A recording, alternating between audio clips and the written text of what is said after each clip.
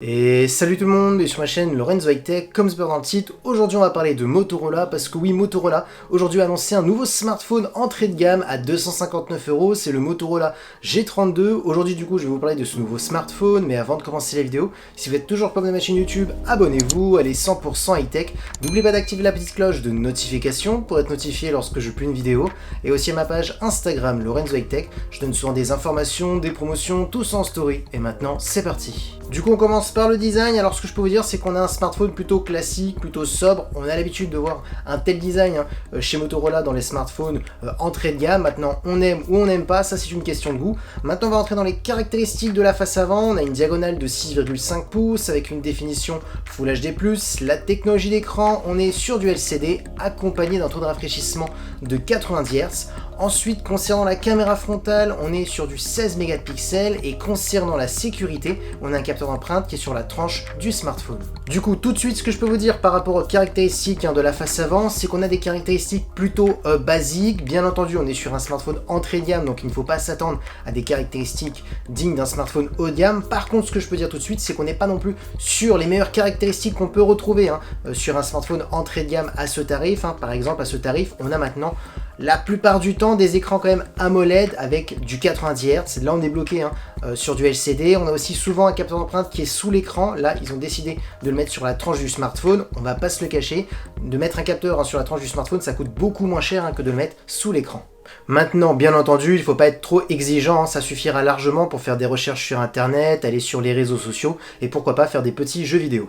Maintenant, parlons de la partie photo. Alors je préfère quand même vous le dire tout de suite, on est sur un smartphone entrée de gamme à 259 €, donc il ne faudra pas s'attendre à une qualité extraordinaire. Maintenant, ce qui est quand même intéressant, c'est qu'on a plusieurs capteurs, donc pour le tarif, c'est plutôt un bon point, et surtout, pas n'importe quel capteur, on a un capteur principal de 50 mégapixels, ça va être le meilleur capteur que vous allez retrouver sur ce smartphone. Donc là, ce qui est intéressant, c'est que pour les personnes qui aiment bien faire une photo et ensuite la recadrer, rezoomer un petit peu dans la photo, vu que vous avez 50 mégapixels, là, ce qui est intéressant, c'est qu'on aura pas mal de détails. Bien entendu, attention, les mégapixels ça ne veut rien dire et il ne faut pas s'attendre à un capteur de 50 mégapixels comme sur un smartphone haut de gamme à 800-900 €. On n'aura pas la même qualité, je préfère quand même vous prévenir. Ensuite, on a un ultra grand angle de 8 mégapixels pour faire des photos à plan large, donc ça c'est plutôt intéressant d'avoir un ultra grand angle. Souvent, on a des capteurs qui ne servent pas vraiment à grand chose dans ce tarif. On a toujours un seul bon capteur. Là, on a un deuxième bon capteur, donc ça c'est un bon point.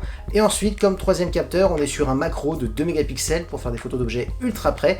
Et concernant la partie vidéo, on pourra filmer jusqu'à de la Full HD en 30 images par seconde. Maintenant, parlons de performance. Alors vous avez 4 Go de RAM accompagné d'un processeur de Qualcomm, le Snapdragon 680. Pour les gens qui ne connaissent pas ce processeur, c'est tout simplement un processeur entrée de gamme. Donc je vous dis tout de suite, on n'est pas sur un smartphone de gamer. Donc voilà, si vous aimez bien faire des petits jeux 2D, vous aurez aucun souci à les faire fonctionner. Par contre, les jeux 3D comme Call of Duty Mobile, le Genshin Impact, ça risque d'être très compliqué, je vous le dis tout de suite. Donc voilà, on est vraiment sur un smartphone pour faire aller sur les réseaux sociaux, pour regarder des contenus multimédia, faire des recherches sur internet. Voilà, on est vraiment sur une utilisation très lambda. Ensuite, on est aussi sur un smartphone qui est que 4G, on n'a pas de 5G. Ensuite, en termes de stockage, on est sur du 128 Go. Si les 128 Go ne vous suffit pas, vous pouvez étendre la mémoire avec une carte micro SD. Par contre, un bon point qu'il faut noter qu'on retrouve pas souvent sur les smartphones entrée de gamme à ce tarif, c'est un son stéréo. Souvent on est sur un son mono pour ce tarif, et surtout un son certifié Dolby Atmos pour avoir une meilleure immersion lorsque vous regardez des contenus multimédia, donc ça c'est vraiment un bon point. Ensuite, on a une batterie de 5000 mAh avec de la recharge rapide de 30 watts, et concernant les connectivités, vous avez du Bluetooth 5.2, de la Wi-Fi 5, une prise jack pour les amoureux des casques filaires et du type C pour le recharger. Du coup, voilà à quoi ressemble ce Motorola G32. Alors, à qui il est destiné ce smartphone? Il est destiné pour une personne lambda qui recherche un smartphone juste pour rechercher des choses sur internet, pour regarder des contenus multimédia, pour faire des petits jeux 2D, mais pas plus. Donc on est vraiment pour une utilisation très lambda, et surtout aussi pour une personne qui aime bien la marque Motorola, parce que oui, je ne vais pas vous le cacher, à ce tarif il y a mieux sur certaines caractéristiques. Je pense notamment à Xiaomi.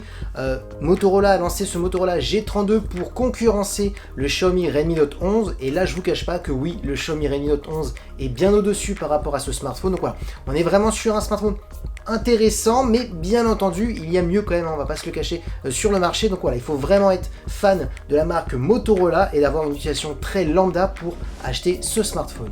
Et voilà, la vidéo est terminée sur ce Motorola G32, j'espère que la vidéo vous a plu. Si c'est le cas, n'oubliez pas le petit pouce like, de vous abonner sur cette chaîne YouTube et d'activer la petite cloche de notification pour être notifié lorsque je publie une vidéo. Et aussi à ma page Instagram, Lorenzo High Tech, je donne souvent des informations, des promotions, tout ça en story. Et maintenant je vous dis à très bientôt.